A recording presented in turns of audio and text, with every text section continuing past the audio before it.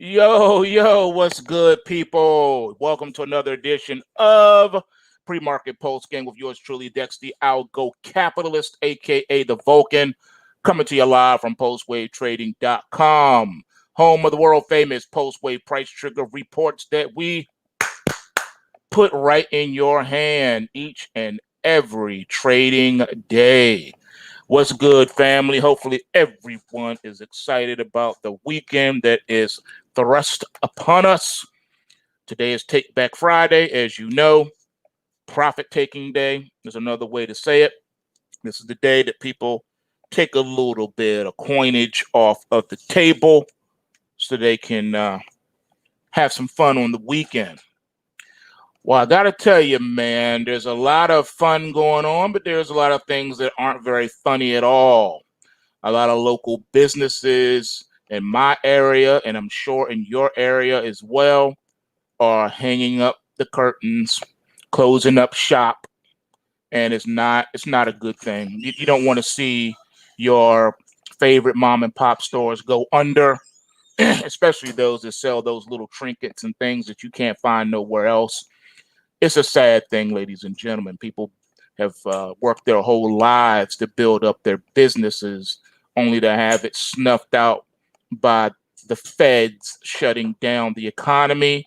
And then when they reopen, they have all these strict, and ridiculous rules and regulations to make it even difficult for people to make a living. But we'll come back to that in a moment. First of all, we got to talk about these markets. I did warn you that today was Take Back Friday. I did warn you as well. There were a plethora of crash alerts in last night's end of day report. If you missed it, then you're going to want to go ahead and take care of yourself, and you're going to want to listen. You're going to want to get to it because that stuff is real, man. Take Back Friday is real, man. You ignore rally and crash alerts at your own peril. I know I've said that before, so don't get caught. Okay, looking at the Dow, it's down about 100 points at 27,730. You got the NASDAQ 100 up 15 points at 11,190 and 3/4. It is really struggling with the 1,200 level. Glad I got out of that one. E-mini S&P 500 down 3 3/4 points at 33.64 even. Russell My Hustle down 8.2 points at 1570.3. The mighty Bitcoin Futures Composite Index is on fire and flirting with the $1,200 handle as it is now up $215, trading at $11,805 after topping out this morning at $11,970. Nat gas. I told you about that rally alert last night. We up 6 cents at $2.24. Crude oil, it's down 20 cents at $42.05 a barrel. Still can't make up its mind what it wants to do. Looking at the long bond, up 730 seconds at 178.01. That's 178 and 1/32. Gold, going the other way. I knew it. That's why I said I'm out of here. It's down $13.30 right now an ounce at $1,957.20 an ounce. Silver down about a buck a few seconds ago. Now it's down 92 cents. It's trading at $26.79 per ounce. Ouch. Because the overnight high was $27.88 per ounce. So you've dropped well over a buck from the overnight highs. Can you say ouch? That's why I got out of that one too. I took the money and ran. That's what you got to do sometime, man. You got to know how to move in these markets. US dollar index down 22 pips at 93.11. You got the euro up 25 pips at 118.32. You got the pound sterling up 79 pips at 131.33. You got the Aussie up 14 pips at 71.57. Canadian dollar trying to hang in there. up 14 pips at 132.38. But I must say, it did fall a little bit lower overnight. It was at 132.06 before we got this little bounce. Is it going to be enough? Can the Canadian dollar put in a short-term bottom? We shall see.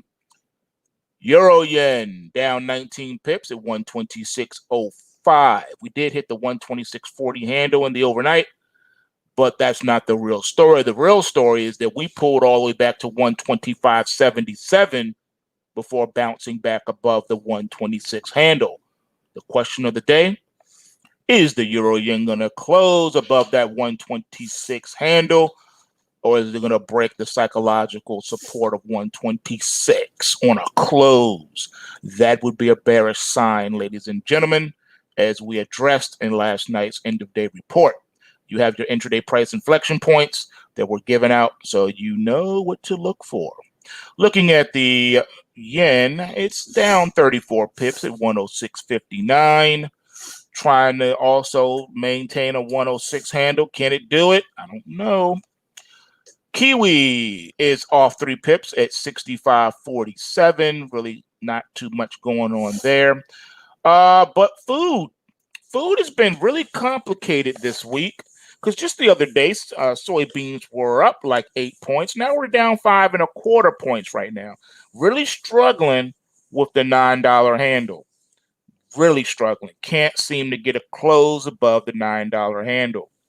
Looking at corn is off 2 points at 336.75. So it's still staying around that 335-ish range, not really going anywhere. And then you got wheat. Wheat is up a point at 497.75, which is the high of the session. The question is wheat going to power up and get a close above 5? It looks like a lot of markets are really struggling with these key support and resistance areas. Today is going to be an important day for many of these markets. They need to get good, solid closes, or else next week could be a bloodbath, ladies and gentlemen. Don't shoot me, I'm just a messenger. But then again, hey, what do I know? Markets have a mind of their own. They can do whatever they want to do. But you and I both know that those rally and crash alerts, they be money. Looking at the overnight news now in these markets, we got European stocks tumbling after the UK adds 6 more countries to its COVID-19 travel quarantine list. Just when you thought international travel was going to be opening up soon, wrong.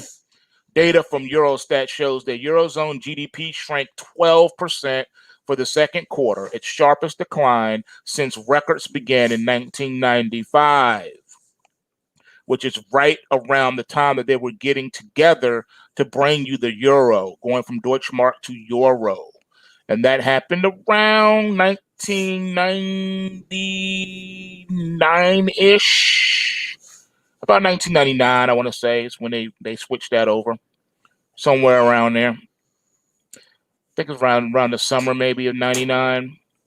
Jim Simmons' Renaissance Fund dumped Apple and Amazon and boosted its Tesla stake last quarter. The Cold War codebreaker and MIT math professor's quantitative hedge fund also ramped up its Zoom investment by 160%. Remember, ladies and gentlemen, when you get this data, it's already old. It's already outdated. They are never going to expose to you in real time what they are actually really doing and what they're actually really holding. They just don't do it. Why? Because they don't want you to make money, man. They don't want you to know nothing. They ain't going to tell you nothing helpful. He's telling you something after the fact, way after the fact. You have no idea of when and if they've liquidated any of those holdings and already taken profit. They don't hold things too long. It used to be that, these funds, they would hold stuff for all eternity. They would never want to get out of their blue chips. They would just hang on and just hold it. No matter what the market did or did not do, they would just be all over it. No, I'm not letting it go. I can't let it go. You don't understand. My grandfather handed me down this stock certificate, and I'm going to hand it down to my children and their children's children. But these days, if you try that, you'll be in for a rude awakening, because the stock may be worthless because the company has dissolved into nothing, into liquid on the floor. Back in the day, was not unheard of for companies to be around for over 100 years, to be staples in their community, behemoths in their industry. Not anymore. Nope. We live now in an age of mergers and acquisitions. China is far behind and is never going to catch up with the Phase 1 trade agreement with the U.S. An expert says U.S. and Chinese officials are scheduled to meet over video conferencing on Saturday. Let me say that again in case you missed that. U.S. and Chinese officials are scheduled to meet over video conferencing on Saturday. What did I tell you about the over the weekend situations? You never always know if something's going to go down over the weekend or not. That's why you don't see me putting on new positions on a Friday. No, it's rare that I will do that. So you don't know what they can come out with over the weekend that could stab you in the heart if you're on the wrong side of that trade with open positions from Friday. It's better to be nimble and have your powder dry and your barrel pointed in the right direction than to be caught in the crossfires because you're an elephant. You can't move in a very tight space. Mohammed El-Arian warns gold status as a must-have asset has made it develop a bipolar personality. Gold's rapid rise is another unintended result in a lengthening list of the exceptional involvement of central banks and the functioning of markets. To sum that all up for you, what they're trying to say is we live in an interventionist environment where the government has been fondling around, messing around with the markets, the global markets, in a huge way. Fred Liu's Hayden Capital has returned more than 100% in 2020. He breaks down the simple strategy he used and pinpoint to stocks that grew 10 times within just a few years. The founder and portfolio manager of Hayden Capital shared an inside look at his stock selection process. Bank of America shares a simple stock trading strategy with the track record of repeatedly beating the market, including 20 companies that best exploit now. The bank says betting against hedge funds by buying what they don't like and selling what they're buying works surprisingly well. Bank of America is saying it worked so well that they needed to contact Warren Buffett at Berkshire Hathaway and ask him for $20 billion. See what happens when you read between the lines? See, they're hoping that you have short-term memory loss like Biden, and that you can't recall just a week ago, all you kept hearing was Warren Buffett has given Bank of America another few billion, and then another few. He's bailed them out, and now they're touting their stock prowess. Really, if y'all was doing so well, you wouldn't need Warren to come and bail you out on the low. But that's what happened. He bought oodles of their stocks, oodles of noodles of ramen stocks from Bank of America. That's right. But they're so dope though. They're so good. They can pick stocks. They pick winners. They never lose. But then on the down low, yo, Warren, you coming through with that bag, right? That's what happens behind closed doors, ladies and gentlemen. Goldman Sachs explains the biggest factors that will drive returns in all 11 stock market sectors and virus uncertainty, and lays out how you should position your portfolio in each. In other words, they would like for you to be set up so the Fed can come and mow you down. Because don't forget, Goldman Sachs is an agent of the Fed. And the Fed's portfolio balance sheet has been expanding. They need to offload these shares on some hopeful idiots. They're hoping that you will be the idiot because you hear the word Goldman Sachs. It's like, ooh, they know what they're talking about. Here's how much of tech, financials, and other stock market sectors Goldman recommends owing as pandemic and election uncertainty persist. Let me tell you something. Don't you listen to them fools. They're going to lead you to the slaughterhouse. Don't do it. Instead, position yourself ready to short their stocks. Like, you can short Goldman Sachs, you can short ticker GS. You can short Bank of America, ticker BA. Yeah, you can. I'm sorry, BO, BOA. Yeah, there you go. Yeah, you can do it. You can do it. I think BA is Boeing. I always get those two confused. But yeah, you can short those stocks. Don't be scared. All right? Don't be scared. They're so good that they are very shortable. And don't forget, Goldman Sachs got bailed out by Uncle Warren back in 2008. They hope you have short-term memory loss. Again, here is the opening bell for those of you that need to handle some business in these markets, and you better jump to it because the volatility will increase as the day goes on. It is Take Back Friday, and people need to go drinking at their local pub, which means they're going to have to take some money off the table. Global stocks are mostly down, though. In Europe, Germany's DAX fell 1.2%, Britain's FTSE 100 fell 1.8%, and the Euro Stoxx 50 fell 1.5%. In Asia, China's Shanghai Composite rose 1.2%, Hong Kong's Hang Seng fell 0.2%, and Japan's Nikkei rose 0.2%. In the U.S., as you know, we're looking at about a 0.4% negative, okay? Earnings expected today, Rosneft and Hapag-Lloyd are highlights. On the economic front, Baker Hughes' U.S. oil rig count and non-farm productivity are due. We had retail sales earlier this morning around 8:30, and it was abysmal. It was worse than expected. We call that around here a miss. That's right, a miss. Things ran amiss. They ran a miss. A miss is a miss, no matter how you want to swing it. If you missed, you missed. Deal with it. Man up. Well, I'm telling you, they missed. They missed big time. And you better believe it. They're not going to own it. No, they're not. They're not going to wear that jacket. They don't want to wear that jacket. They're going to say, well, it was due to Trump's policies. No, nope. Nope. Nope, nope, nope, nope. Don't want to hear it. All right, so let's start off a little lighter than normal, and then we'll pick things up. So you've been hearing me for the last, I don't know, couple of months, warning you that they're coming for your jobs. Then they started coming for your jobs, and it was all over the media.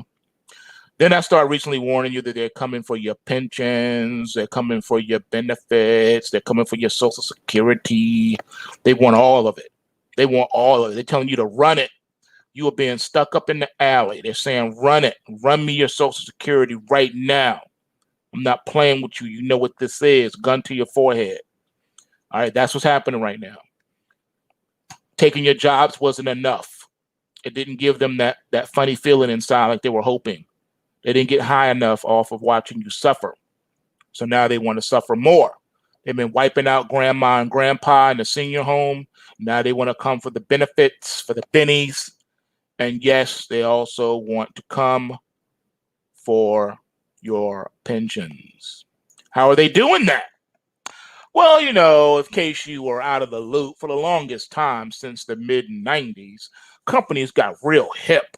And they decided, let's take a look at our employment portfolio real quick. When do people vest? Was it 12 years of employment in the company? You're 100% invested. Okay, well, I think we're going to have to start laying off anyone who is getting close to that time. All right, so before they can hit their 12 years, we got to let them go first. I've seen that with my own eyes. I've seen people who are about to hit that milestone within 2 weeks. Yeah, like, yes, they're getting ready to have a party for it and everything because they're about to be fully vested, retirement's done, pensions fully done, and they let the person go. And when they let the person go, they miss out on the pension.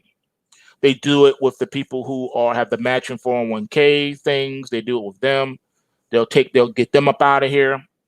And the pension people, if you have to be employed a certain amount of years before you qualify for the pension, they let you go a day even before you get your pension. That's how evil they are. That's right. They will do it when you're within a day, a freaking day. Well, guess what? Guess who else is doing it? Ford is slashing not 10, not 100, not 1,000, not 5,000, but 10,000 jobs and closing 6 factories in Europe. Not 1, not 2, not 3, not 4, not 5, but 6 factories in Europe. That's right. That's right. The auto industry continues to grapple with one of the worst depressions ever for the notoriously capital-intensive sector. Ford, which feels like it has been in the midst of a years-long restructuring that has never fully panned out or ended and has involved numerous CEOs, continues to make major changes to its global personnel to try and find the right mix for its business going forward. This means that 10,000 positions are now being cut across Europe, the automaker disclosed yesterday. Ford is also going to be reducing the number of its plants in Europe to 17 from 23. The company revealed in a JP Morgan conference presentation on Wednesday. Meanwhile, Tesla's stock is blowing up. That's right. They're blowing up. How is that? Why is that? You got to ask yourself a question. What is really good? What is really going on? Well, they're not the only one. 7 million jobs are now at risk as European airline industry could see further declines. That's right. You heard it correctly. 7 million jobs. The International Air Transport Association published a new report Thursday that warns the virus-induced downturn will continue to pressure air passenger numbers, employment, and economies across Europe. The IATA said passenger flights are expected to decline by 60%, 60% in this year alone, 2020. Resulting in millions, not thousands, not hundreds, millions of job losses in the aviation and tourism industry. IATA issued a similar warning of what has been announced by airlines, of which complete recovery in passenger demand might not be seen until 2024. Sounds a little familiar. Turn to page 394. Remember that from Harry Potter? The near-term outlook for recovery in Europe remains highly uncertain with respect to the second wave of the pandemic and the broader global economic impact it could have. Passenger demand in Europe is expected to recover gradually. It will not reach 2019 levels until 2024, according to the IATA. IATA's job loss estimate was increased by 17% from its June report, from 6 million to 7 million, mostly because the highly anticipated V-shaped recovery has failed to materialize. It is desperately worrying to see a further decline in prospects for air travel this year and the knock-on impact for employment and prosperity, said Raphael, IAT's regional vice president for Europe. He said it shows once again the terrible effect that is being felt by families across Europe as broader restrictions and quarantines continue. It is a vital thing for government and industry to work together to create a harmonized plan for reopening borders. Again, say goodbye to international travel.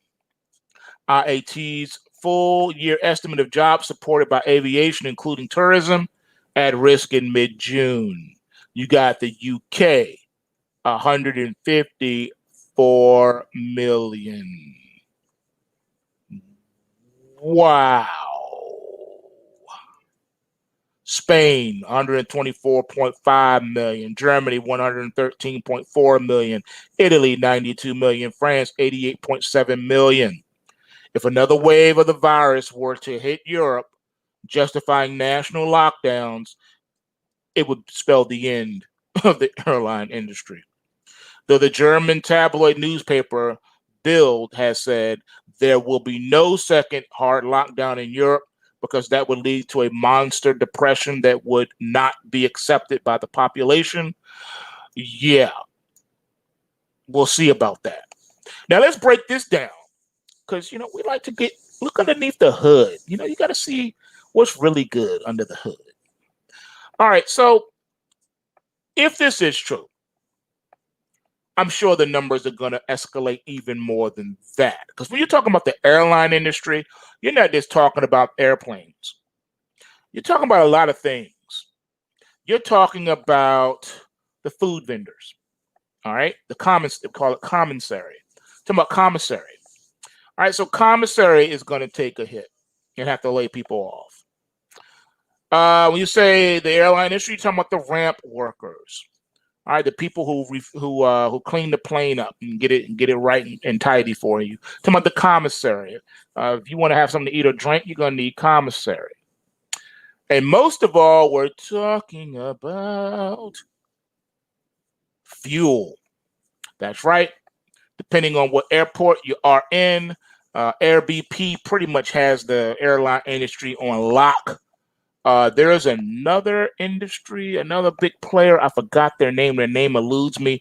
But BP, British Petroleum, is the #1 player of the Himalaya when it comes to airline industry. So that means BP is going to have to lay off refuelers.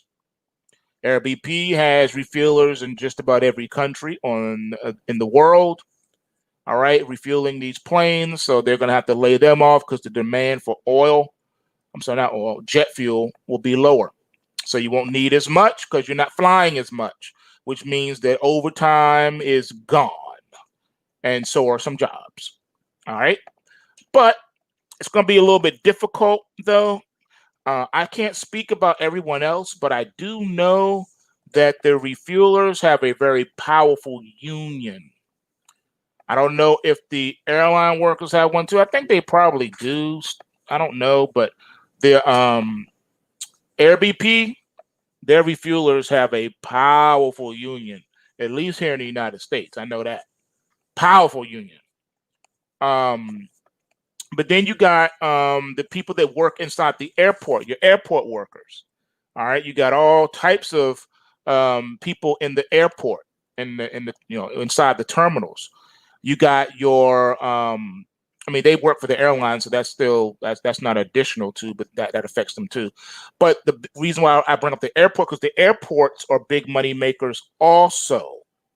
All right, so you got McDonald's and Burger King and Wendy's and all these other stores, retail stores inside of these airports. So that means that they're going to be devastated also. That's going to have to affect their numbers. All right, because the food court is going to be decimated. If ain't nobody flying, ain't nobody ordering food, ain't nobody cooking. Don't forget too, at certain airports, you have high-end retail too. You got Prada and Gucci and stuff in some of these airports, the nicer ones anyway, the larger ones. So they're going to take a huge hit. And remember, airports never close for holidays. Airports are open 24/7, 365. They're open on Christmas and New Year's. They never stop. Planes are always taking off. All right. So the airline industry is a weird industry. It's a weird thing. Don't get me wrong. Working at the airport can be a fun place to work. All right. Depending on what you do in the airport. If you're just a ramp worker, then your life is pretty boring. You're pretty much confined to the ramp. But if you're TSA, or if you are what they call MWA, which is the Metropolitan Police that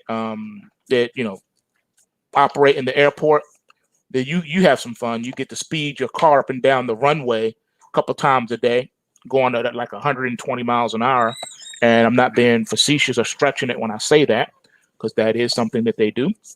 You got that going on. Then you got, if you're a refueler, you can go anywhere in the airport. You even have access to what's that? What's that called? What's customs? U.S. Customs. Yeah, you can even go to U.S. Customs. Yeah, you can go anywhere you want. You got like a all access badge when you are a refueler of airplanes. So, like I say, airport is a whole different country. It's a lot of people don't realize it either. When you step foot on the airport, you're no longer in the United States. All right, just in case you didn't know that. All right, and the AOA, which is where the planes are actually setting at when they're docked, is the most sensitive place in the airport. It's called the AOA. All right, and for that, there's been a lot of incidents and things there. So it's a very secure place. Cameras everywhere, security everywhere. Now this was pre. Well, no, this is post 9/11. The airport was different. For a while, they had basically military walking around with machine guns and stuff. And then after that died down, they still had a lot of beefed up mad security going on. Also, it's going to hurt a lot of people because, like I said, the airport is like a cruise ship. Once that cruise ship gets out on the ocean, it's its own country. It's no longer a part of a country. It's its own country. And a lot of people don't know that either. But so cruise ships and airports are similar in that they're their own country. Once you're in that airport, you're technically not in the United States anymore. It's in foreign land, and they have their own rules, regulations, and all that good stuff. Also, another interesting thing on how this will turn out is you got a lot of government at certain airports. Some airports are more notorious than others, but you have secret government organizations at these airports. You would be surprised the organizations that you see in an airport. Let certain things jump off and you'll find out exactly what's going on at that airport. You got FBI, you got CIA, you got acronyms that I don't even know. All I know is I saw stuff crazy before the airport. Not to mention you got military at certain airports where they will land those big old planes that have tanks and stuff inside of them. You got that going on. Then you got the dignitary part where they have the tarps so that you can't see who's boarding or getting off of the airplane. They have these giant tarps, and then they got all the black tinted out limos with the men with the black shades and the black suits, and heavily armed, and the tarp goes directly into the limos, so you never see who's getting in or getting off of certain airlines. One in particular is Saudi Air. You don't just say, "I'm gonna book me a flight on Saudi Air." No, you're not. You're not getting on that part. That's for the question mark. It's analogous to Janet Air over at Area 51. It's analogous to that. So you're never going to be able to see or know who's doing what on that one. So it's just a different place, man, and it affects a lot of people. In the DMV, when Fly Eye, for those who remember Fly Eye, Independence Air, when that hit Dulles Airport, man, it was like a whirlwind. It put Dulles on the map. Prior to Independence Air coming at Dulles, you never even heard Dulles. You didn't know nothing about Dulles. Only airport you heard about in the DMV was Reagan National. You didn't hear no one talk about BWI. You didn't hear nobody talk about Dulles. All you heard them talk about was Reagan National, Reagan National, Reagan National. But what you didn't hear them talk about was Dulles. Dulles was a very unique, very special place. And there are a lot of jobs that affect these airports. When Independence Air came, it brought so much business to Dulles. It made Dulles temporarily the #1 airport in the United States. They beat LAX. I will never forget that. They actually beat LAX and Chicago O'Hare with flights going in and out. And what people don't know too is that Dulles Airport is a major hub, just like LaGuardia and O'Hare, LAX. Those are all major hubs. So what that means is international hubs, international flights. So if you don't have no international flights going off, that means certain sections of the airport are straight up dark. They're dark. There's nothing going on. They're basically blocked off. They're shut down. There's nothing happening. Do you know how much money is being lost? Let me explain a little inside thing for you. When it comes to these airlines, right? The real big ones, the smart ones that's been around forever, they lock in their oil in advance, their oil contracts. So if crude oil goes to $150 a barrel, they not hurt. They still paying $23 a barrel, whatever their contract is, for however long it lasts. But that's one of the things that killed Independence Air, because they never locked in an oil thing. They decided they were smarter than everybody else, and they were going to float their oil purchasing, meaning that if the price went super low and dropped lower than everyone else's lock-in price, Independence Air will be just, waxing the competition. But because they didn't lock in their oil, remember what happened? Remember when crude oil went to almost $200 a barrel? That's what destroyed Independence Air, because they had to pay that $150. Yeah, think about it. That jet fuel destroyed them. It was the price of the jet fuel that did Independence Air in. Independence Air was arguably the busiest airline in the country when they came out. They beat everybody. It was destroying people. It wasn't the nicest flight. They didn't have the prettiest planes. They didn't have the DVDs and the headrests and nothing like that. They were just the cheapest air that you could fly for the best price. So right around the time when they started raising those crude oil prices, right? They was already losing money hand over fist. Their planes was almost at full capacity most of the time. They had to still take off. I remember them. They took off sometimes with 2 people on the plane. 2 people on the plane, or no people on the plane. Also, they had a thing. I don't know how they were able to do this. I have never seen it with any other airline, but they had a thing where the pilots, if they didn't want to fly, because they just finished flying, they didn't want to fly anymore, they would claim that there's something wrong with the plane, that they don't feel comfortable. That's code in the airport for, I'm tired, I want to go home.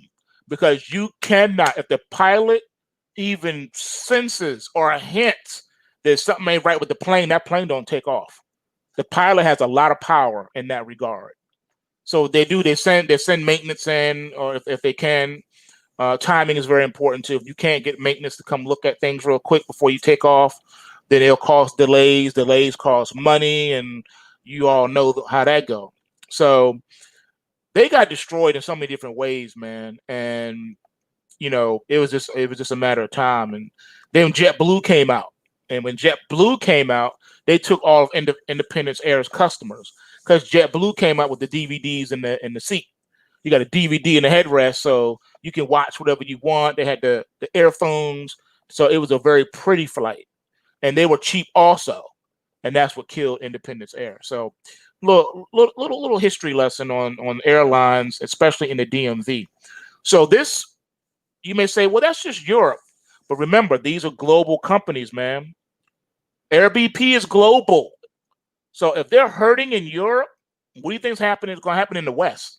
They got to start cutting things somewhere, and that's a laundry list of restaurants and retail shops, even government agencies.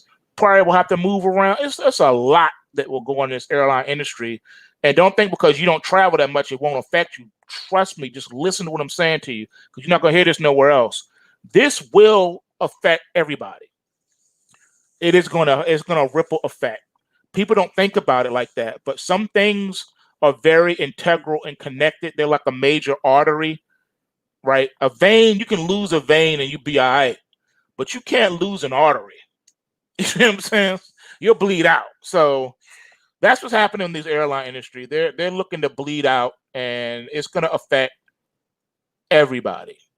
So I just want to throw that out there. Don't think that it ain't gonna hurt nobody. It ain't gonna hurt us. But yeah, it will. I'm sorry to have to tell you that. All right. It will hurt. It will hurt a lot.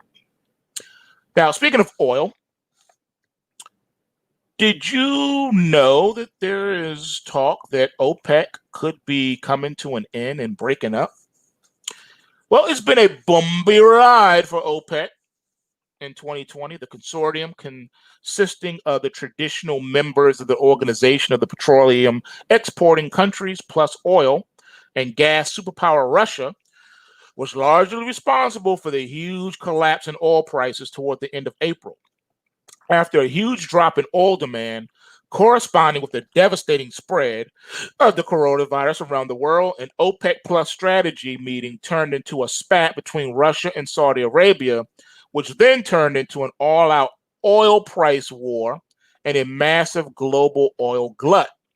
The oil storage shortage created by this glut will go on to push the West Texas Intermediate crude benchmark into previously unthinkable negative territory, closing out the day on April the 30th at nearly $40 below zero per barrel.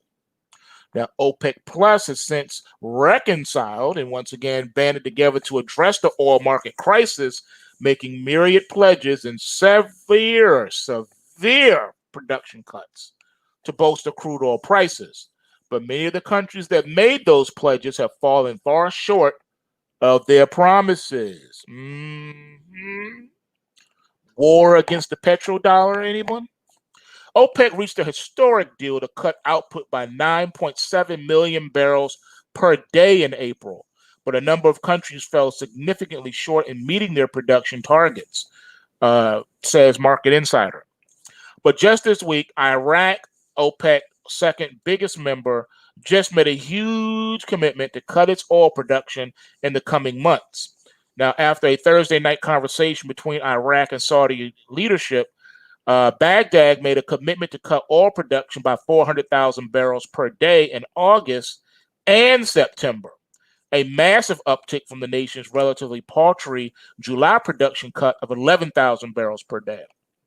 But while the oil market is now recovering somewhat and countries like Iraq are starting to fall in line, this may not indicate smooth sailing for the International Oil Consortium. Rebounding oil prices have the potential to show the cracks that already exist in the delicate cooperation between the powerful oil-producing nations, according to the Wall Street Journal. The article recounts OPEC's rough, tough years, remarking that Saudi Arabia, the dominant force of OPEC, might as well have been herding cats in recent years, trying to bring order to the unruly cartel. At first, the addition of Russia to bring the plus to the OPEC Plus was a godsend to the group and a boon to oil markets. But now, Saudi Arabia and Moscow, extremely different ambitions, could spell doom for the cartel. In light of the fact that many OPEC Plus members have been complying with production cuts and that these cuts seem to be working, in mid-July, the cartel actually agreed to let OPEC members' overall production to increase by a considerable 1.6 million barrels a day. The latest adjustment was a reflection of a demand picture that seemed to be improving, according to the Wall Street Journal. Yet that very development could hobble cooperation between Saudi Arabia and Russia going forward. All right, as history has taught us over and over, alliances more often than not require a common enemy, in this case, a floundering oil market. Under $40 a barrel, they were able to come together. The higher the price, the harder it will be to get Russia to go along with continued production cuts, especially once you get a $50 a barrel for Brent crude, according to Gary Ross, chief executive officer of Black Gold Investors, told Wall Street Journal. And now there's not enough to keep Saudi Arabia and Russia diverging visions from, well, diverging. The two nations at the helm of OPEC Plus publicly claim vastly different break-even prices, and the recent easing of austere production measures could be the harbinger of doom for the already delicately balanced cartel, and a dramatic failure of OPEC and its consortium of precarious oil atrocities could spell serious geopolitical turmoil for the Middle East and, by extension, for all of us in this global village. Now, A lot of people called me crazy back in 2016. All right. I was looking at the algos and it looked like the word on the street that was developing during the talk of Brexit that Russia would come in and take the place of Britain at the table in the euro, right? In that whole eurozone. Well, I was on the right track, but I did not picture them joining OPEC. So instead they joined OPEC. Now it's OPEC plus. See what I'm saying? Me not so crazy after all. You know, when I say things, it's like, oh, whatever he says is wrong until it hits the mainstream media. Then it's like, oh, wow, did you hear the news? And they still forget that I was the one that said it first. Me first. Me first. So what does all this lead to? Because this is a lot of chaos underneath. It's like a strong undertow. The water is calm when you look at the river. But then when you jump into the river, you get sucked underneath by this incredible current that just takes you out to sea. And that's what we're seeing right now. We see the attempted coup of COVID. See, what history will record as the great COVID coup of 2020 is based on lies and fear manufactured by America's ruling class, led by the Democratic Party and aided by the compliance of most Republican politicians, which we talked about yesterday, how it's just the same team with two different practice jerseys on. In March, the World Health Organization and the U.S. Centers for Disease Control presented the coronavirus to the Western world as a danger equivalent to the plague. But China's experience, which its government obfuscated, had already shown that COVID-19 was much less like the plague and more like the flu. All that has happened since followed from falsifying this basic truth. Now, Americans were led to believe that the virus was unusually contagious, supernatural, and paranormal, and it knows when you've been naughty and knows when you've been nice. And if you don't go outside and cover up with a mask, then it will come and get you twice. And that, you were told that it will kill up to 1 in 20 persons and infected, a 5% infection fatality rate. Well, today, we still lack definitive direct knowledge of COVID-19's true lethality. The absence of that knowledge allows bureaucrats to continue fear-mongering.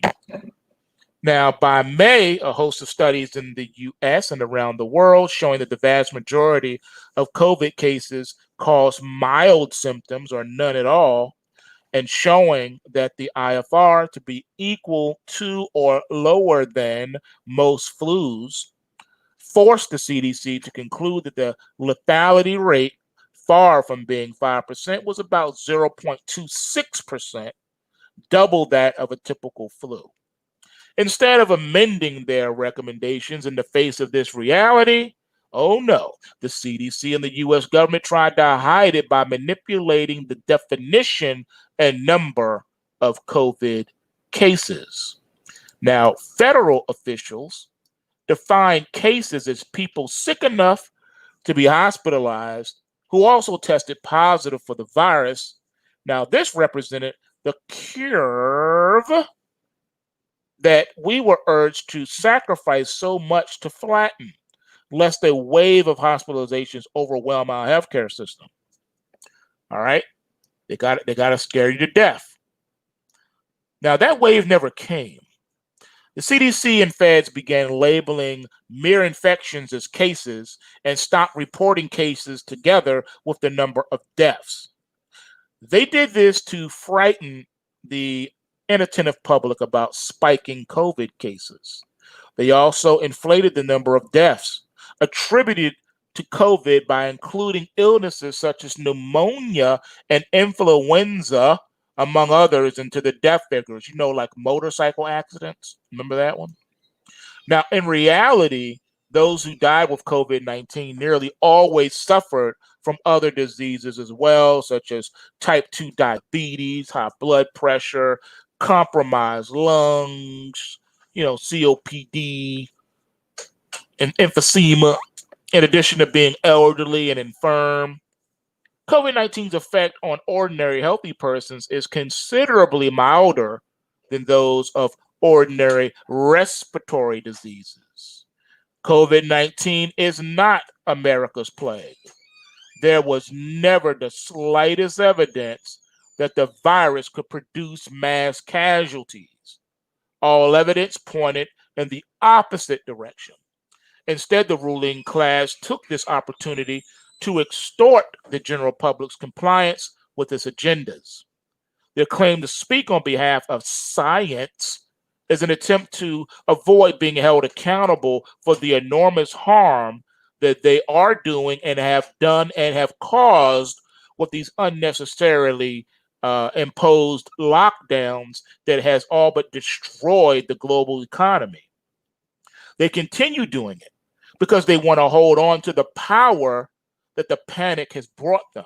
Remember what I've always said to you. Those in power tend to want to remain in power and rarely, if ever, give it up. All right? They don't want to give it up. Now, in some, the lockdowns have been inflicted and perpetuated by people who care more about your subjugation than your health. They care more about getting that bag than they care about your health. As long as they're being paid and taken care of financially and getting some of their wishes and dreams come true, they want to wreak havoc and wreck the U.S. economy even further and increase the Democratic Party's chances in the 2020 election, and they might have succeeded. And we touched on this yesterday here on this live. Now, the 2016 election raised the possibility that the presidency's enormous powers might be used to dismantle the ruling class's network of prestige and privileges. Now, in response, the elites launched what has amounted to a full court press against the Trump administration. At every angle, at every turn, they're finding something to negatively exploit. All right, that's what they do. That's what they do. They say we have to take power away. They have to do it. All right. So in response, elites launched what has been that full court press. They've been nonstop on his neck, treating anything and everything about the administration as illegitimate. Despite their best efforts, the U.S. economy boomed. Trump's approval ratings rose, and as 2020 dawned and Trump seemed a cinch for re-election, the political left and its allies grasped for ways of damaging him. COVID-19 was the perfect chance to produce, stoke, and maintain fear in pursuit of power. In short, the ruling class used the coronavirus to collapse American life.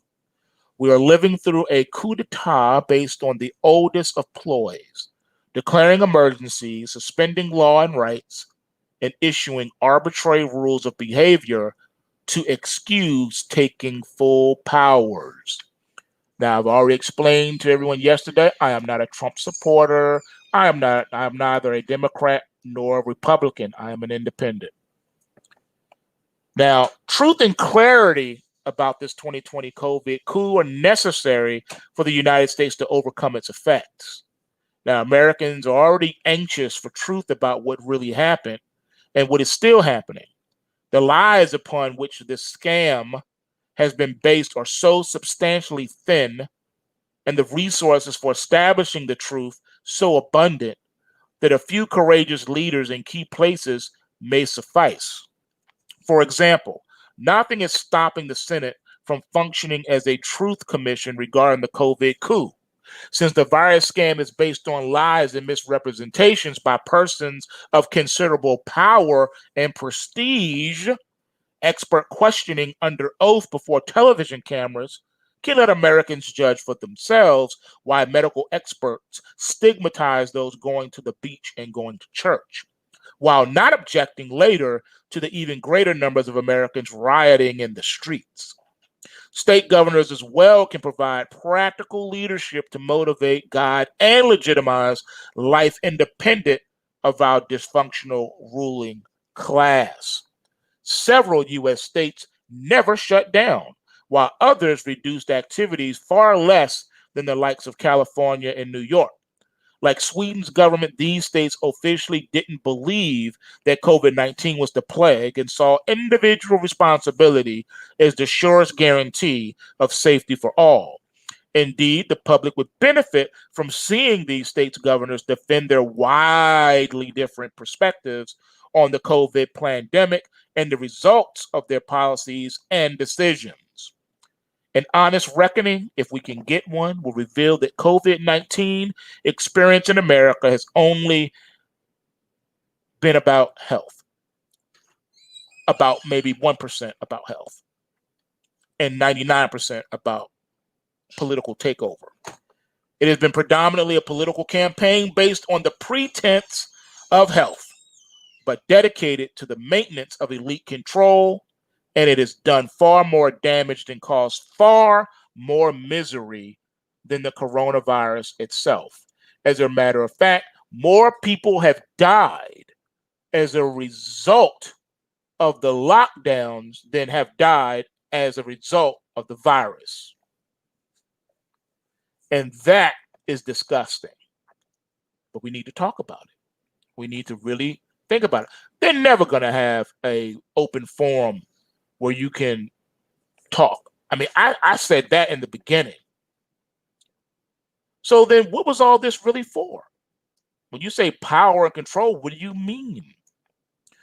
What I mean is that these lockdown restrictions are nothing more than a test to see how much tyranny Americans will accept and how much of this tyranny brainwashed Americans will react to and force other Americans to comply through peer pressure. The pandemic lockdowns are a complicated issue, I know. And that's what they want. It's by design. It's absolutely deliberate. The point of the fourth generation psychological warfare is to present the target individual or population with a hard choice, which is what? A no-win scenario. You're damned if you do, and you're damned if you don't. You can equate this to the key moves in a difficult chess game. Your primary goal is to create a dual threat and force your opponent to sacrifice one piece over another in order to escape with the least amount of damage. Do this a few times and you have won the long game. There are multiple aspects to the global pandemic which seem engineered to push our society to make sacrificial decisions. Now, we can choose to sacrifice the lives of those that are susceptible to the virus. We can sacrifice our economy or sacrifice many of our freedoms with the promise that the economy and lives will be protected. The easiest choice is always to give away a little more freedom. We'll get it back eventually, right? Of course. We don't actually get to choose anything when we play along with this game. Fourth generation warfare is meant to eventually take it all from the target population while making people think it was their choice to give those things away all along. To be clear, it is not only the pandemic being exploited as leverage to conjure these situations. The leftist riots are another example of a bought and paid for crisis that is being used in an attempt to convince half of Americans that breaking constitutional principles and instituting unprecedented government power is somehow an acceptable sacrifice. The riots and the virus response work hand in hand. One is created to get leftists to demand totalitarianism in the name of public safety. The other is created to get conservatives to demand totalitarianism in the name of public safety. The solution always ends up being totalitarian government. There are those that would have you believe that this is the only way. The new propaganda meme out there is as follows. Silly libertarians live in a fantasy world where freedom is valued over security in times of crisis. We don't have the luxury of freedom when communist terrorists, deadly viruses threaten to destroy the fabric of our society. See the Vulcan mind melding trick there? Sounds familiar? Yes. This nonsense narrative is everywhere on forums and message boards these days, almost as if someone was paying people to inject it into everyday discussion. The problem is, I've seen this all before. Right after the events of 9/11, America went insane for at least 2 years, hyper focused on the threat of terrorists while ignoring the greater root danger of all powerful government. The number of constitutional protections being violated in the name of beating the terrorists was staggering, and the number of mostly conservative citizens cheering for this at the time was immense. Today calls for overreaching government, power in the name of beating coronavirus, or beating the extreme left are no different. In the wake of widespread fear, people suffer from its temporary madness that allows them rationalize moral relativism and unnecessary sacrifices. Because you've been programmed to do this. You've been programmed to think this way from your public education all the way up to your collegiate education. All right. Now, I've never really understood that aspect of behavior among certain groups. I've never been so fearful of losing my life that I was willing to hand over anything, including my freedom and my future, on the mere chance that I could stay alive just a little longer. But for some, that fear dominates their every waking moment. To me, this would be a torturous and empty existence. What do these people have to live for anyway? Obviously, they don't care about their children because they're willing to give away their children's future just so they can feel safer today. Do they have some kind of epic contribution for the good of humanity? And they must do anything to survive long enough to make it happen? Or are they working on a cure for cancer or a path to world peace? No, because we all know that there have been many people who have come out with cures for cancer only to be found mysteriously dead, suicided. More likely, they work in an office building or a McDonald's or teach kindergarten at a public school. They aren't contributing all that much, but they are perfectly willing to trade their freedom and everyone else's freedom for a little more time on this earth. I've seen 85-year-old men that can't move around without a walker raging about people who don't wear a mask and how they should be thrown in jail. Dude, you have lived your life fully. You've had your fun, yet you are still clinging so desperately to existence that you are demanding the draconian destruction of our society's core principles just so you can eke out a couple more years of grumbling and misery and eating soft foods. Now, I'm not saying I contribute much more in comparison, but I've also have no interest in controlling the destinies of other people. I'm just trying to live my life as free as possible while helping others to ensure they can do the same. That's why the PulseWave price trigger reports exist. And if I die from a virus, then I die. But at least I never aided in the enslavement of future generations. There are plenty of Americans of all ages that feel the same way I do.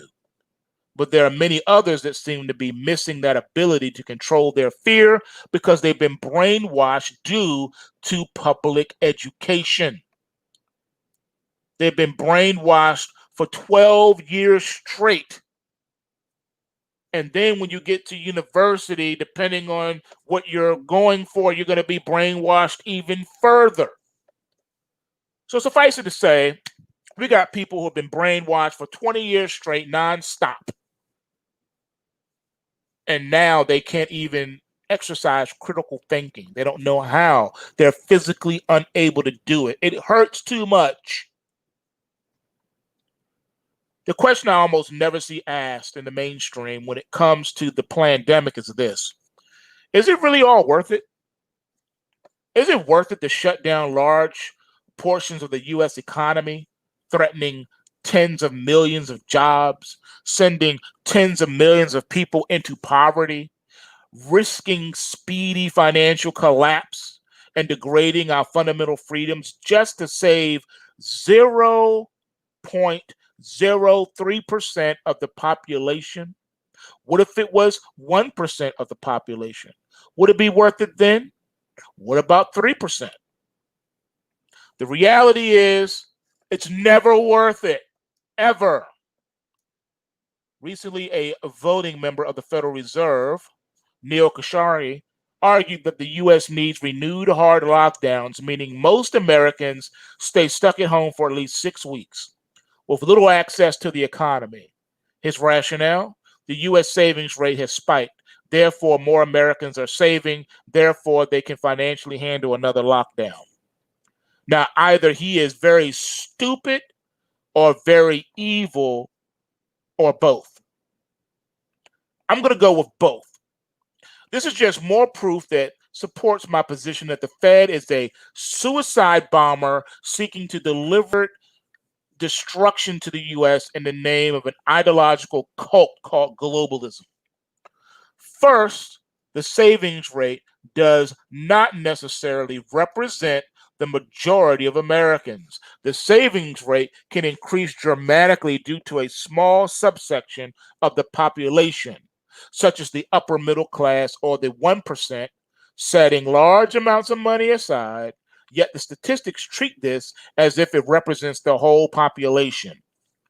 The personal savings rate also includes stocks and bonds as savings, which helps to skew the numbers as well. Duh. Number two, with 30 plus million Americans added to the unemployment rolls after the last lockdown, how can we take the recent increase in the savings rate seriously? How many average middle class or poverty stricken Americans are included in that statistic? Last, even if the Fed stat was accurate and most Americans were saving more, how is this an excuse to enforce even harsher lockdowns? People generally save in order to prepare for the worst case scenario. So because they are saving for the worst case scenario, dude wants to punish them with the worst case scenario, thereby wiping out their savings. Again, he's either stupid or evil or both.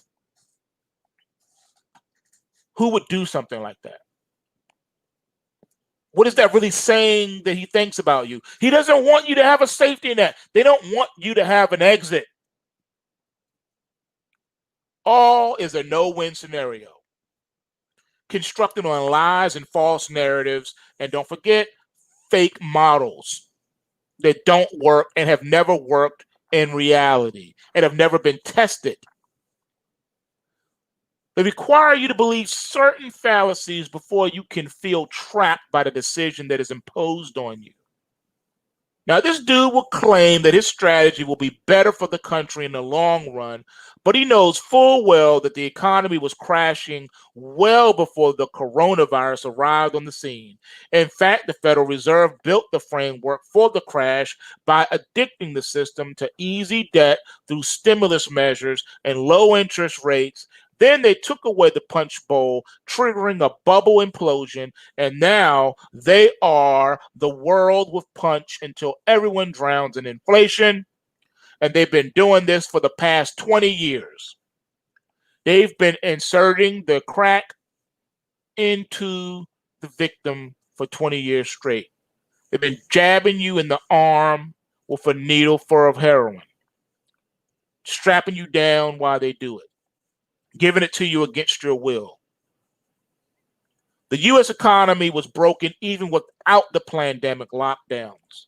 So there is no point in giving up your freedom or economic access to save a failing system.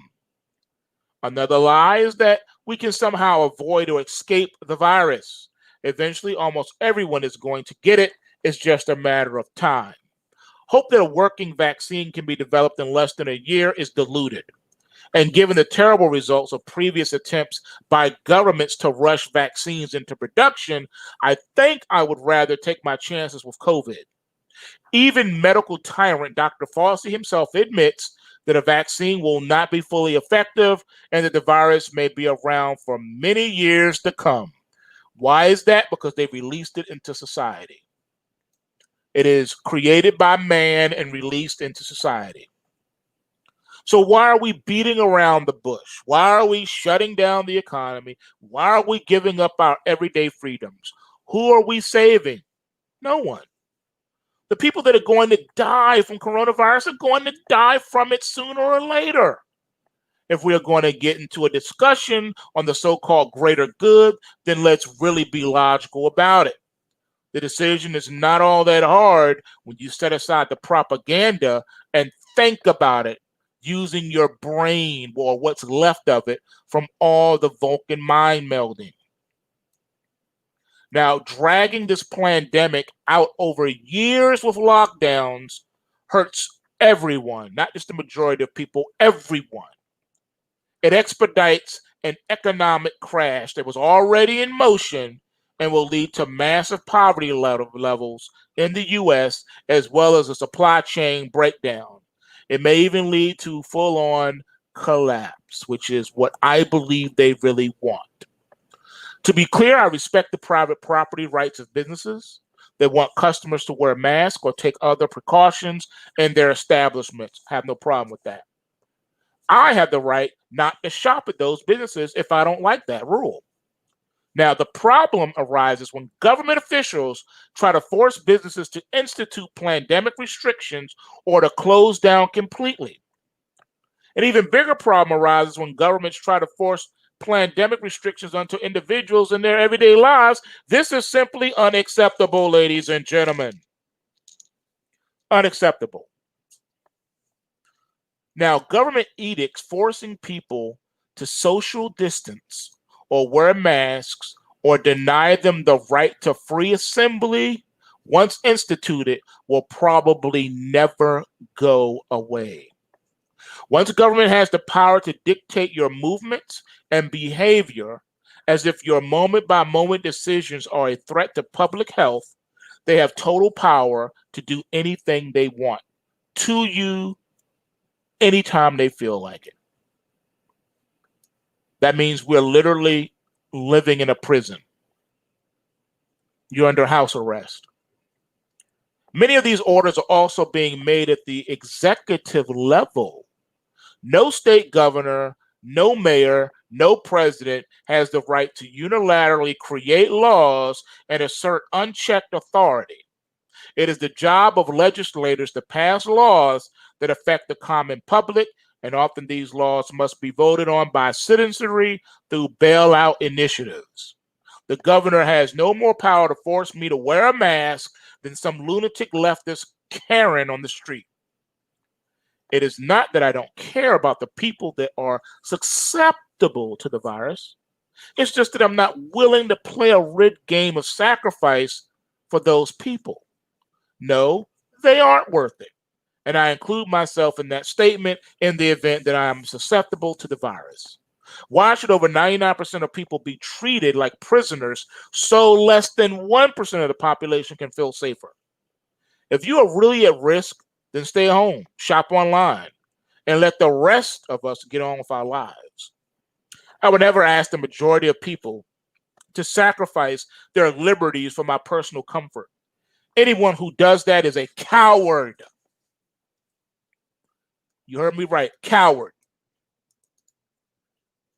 This is what happens when you turn off the television and start thinking about things clearly, with a clear mind. You're able to dissect and break things down. And let's not forget where we are, ladies and gentlemen. This is pretty far down the road. And you don't just come back from this. Okay? You don't. So I just wanted to put that out there. I just want to give you all just a little something to think about today as we go into this weekend. I want you to think about all of this. Think about where we are.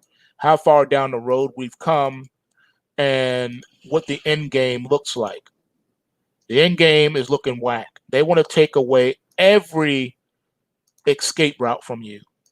And that's what they've been doing. A very good job of doing. Don't let them get away with it, folks. All right. You can take back your life. Don't be beholden to them. Don't give them the satisfaction, all right, of impoverishing you. They feel if they take away your job, then you have no means to support yourself and you have to turn to the government. Don't fall for that. That's why you need to go to PulseWaveTrading.com today so that you can build that income stream that you're going to need. This is real. This is not a game anymore. These aren't conspiracy theories. These are conspiracy facts. And we're living in it. You're going to need the income stream. I don't know what else to tell you. You say, oh, I'm good. I don't need to do. What are you going to do? How are you going to eat? Are you going to really wait for the government to save you? Are you really going to just rely on what they hand out, give you? The government's going to take care of us. Really? So you want to eat mutton? You want to eat fruitcake? That's what you want to eat? And you want to eat Wonder Loaves that they hand out in the prisons? That's what you want? Okay. Then ignore everything I said, because I'm not talking to you. I'm talking to those that enjoy their freedom and want to maintain their freedom. That's who I'm talking to. Time is running out. You got to make a decision, man. You want to always work while it's still day. Because once the darkness comes, once nighttime comes, then no one can work.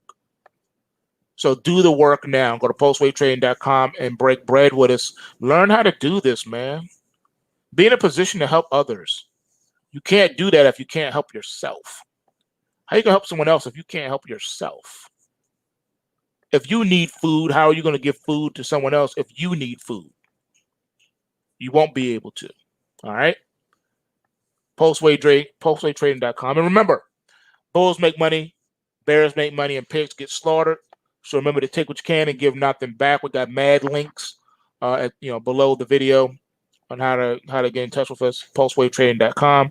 Remember, there's no end of day report today because it is Take Back Friday, and I'm about to go start my weekend. That's what I do on Fridays. People, I'm out of here. Peace. Have a wonderful weekend. And smash that like button.